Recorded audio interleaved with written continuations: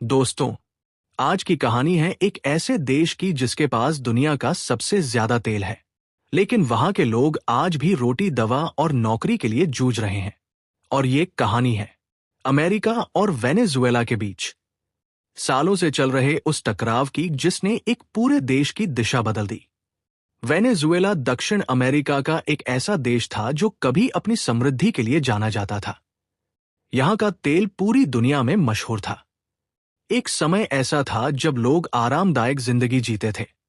Petrol बेहद सस्ता था और सरकार के पास पैसों की कोई कमी नहीं थी। लेकिन धीरे धीरे एक बड़ी गलती हुई। देश की पूरी अर्थव्यवस्था सिर्फ तेल पर निर्भर होती चली गई। जब अंतर्राष्ट्रीय बाजार में तेल की कीमतें गिरने लगी, तो वेनेजुएला की अर्थव्यवस्था पूरी तरह हिल गई। महंगाई इतनी बढ़ी कि लोगों की सैलरी बेकार हो गई। करेंसी की कीमत लगातार गिरती चली गई। हालात ऐसे बन गए कि लोग पैसों की गड्डियां लेकर सिर्फ एक ब्रेड खरीदने को मजबूर हो गए। इसी दौरान सत्ता में थे राष्ट्रपति निकोलस मादुरो। उन पर आरोप लगे कि चुनाव निष्पक्ष नहीं हुए, विपक्ष की आवाज दबाई गई और सत्ता का गलत इस्तेमाल किया गया। देश भर में विरोध प्रदर्शन शुरू हुए। लोग सड़कों पर उतर आए, लेकिन सरकार ने कड़े कदमों से इन प्रदर्शनों को दबा दिया। यहीं से वेनेजुएला एक गहरे राजनीतिक संकट में फंस गया। अब सवाल उठता है, अमेरिका इसमें क्यों शामिल हुआ? अमेरिका का कहना था कि वेनेजुएला में लोकतंत्र खतरे में है, मानवाधिकारों का उल्लंघन हो रहा है और सरकार अवैध तरीकों से सत्ता में बनी हुई है।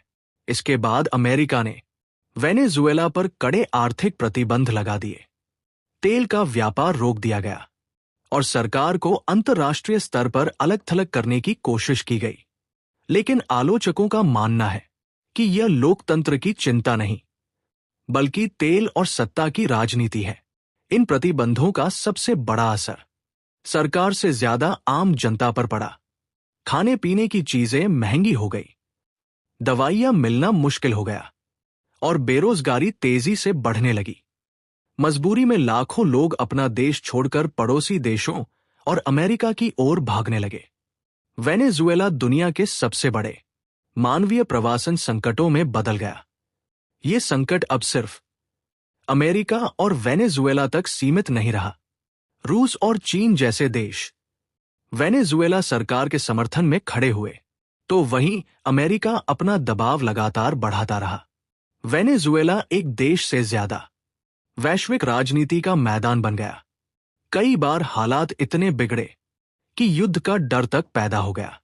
सैन्य चेतावनियां दी गई, कड़ी बयानबाजी हुई और पूरी दुनिया चिंता में पड़ गई कि कहीं ये टकराव खुले युद्ध में न बदल जाए। आज भी हालात पूरी तरह सामान्य नहीं हैं। अब भी वही सवाल खड़े हैं, क्या बातचीत से समाधान निकलेगा? क्या आम जनता को राहत मिलेगी? क्या ये संकट कभी खत्म होगा? संयुक्त राष्ट्र और कई देश शांति और संवाद की अपील कर रहे हैं। इस पूरे संकट में सबसे ज्यादा नुकसान हुआ है वेनेजुएला के आम लोगों का। ना उन्होंने नीतियां बनाई, ना तेल की लड़ाई लड़ी, फिर भी सबसे भारी कीमत उन्हीं को चुकानी पड़ी।